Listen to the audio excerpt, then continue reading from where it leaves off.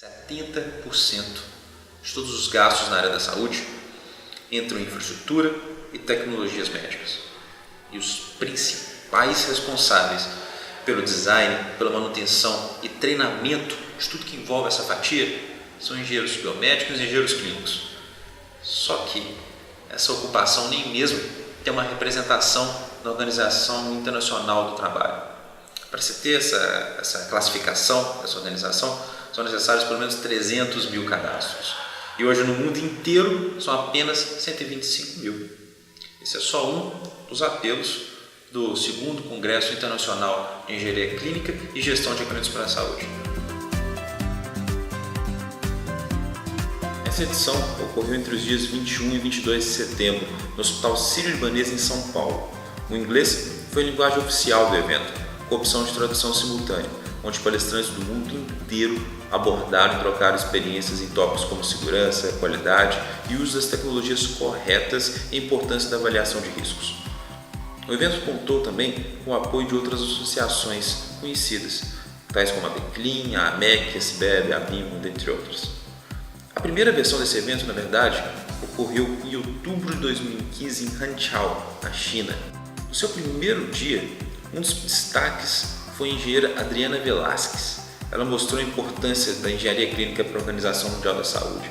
Ela deixou claro a dificuldade existente dentro da engenharia clínica de colocar a teoria na prática. Faltam trocas de informações para inclusive melhorar procedimentos.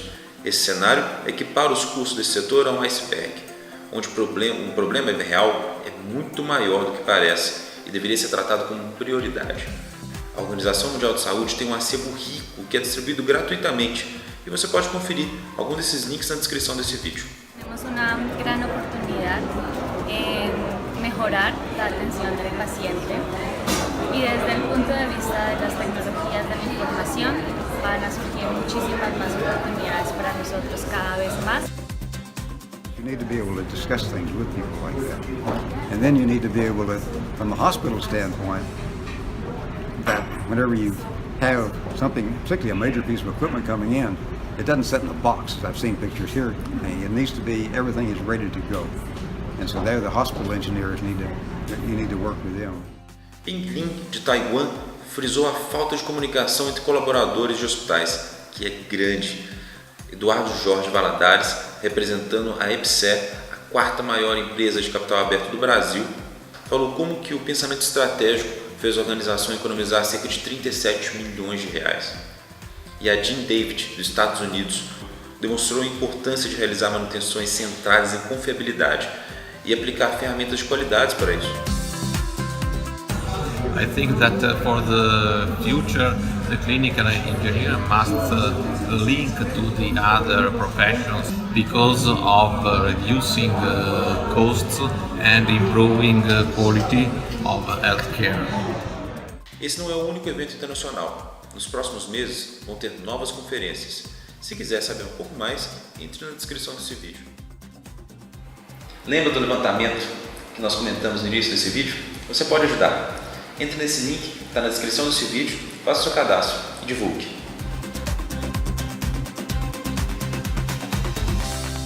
Olá, o meu nome é Thalita Greco, eu sou engenheira clínica e membro do editorial da revista da Associação Brasileira de Engenharia Clínica, a Beclean. Eu gostaria de finalizar esse vídeo agradecendo todos aqueles que colaboraram efetivamente para o sucesso deste evento. Gostaria ainda de mencionar Said Jorge Khalil, que abriu as portas para que pudéssemos realizar as entrevistas com os congressistas e participantes nacionais e internacionais. Tenho certeza que este evento ficará marcado na história da engenharia clínica mundial. Nos encontramos em 2019 em Roma, na Itália, para o próximo evento. Até mais!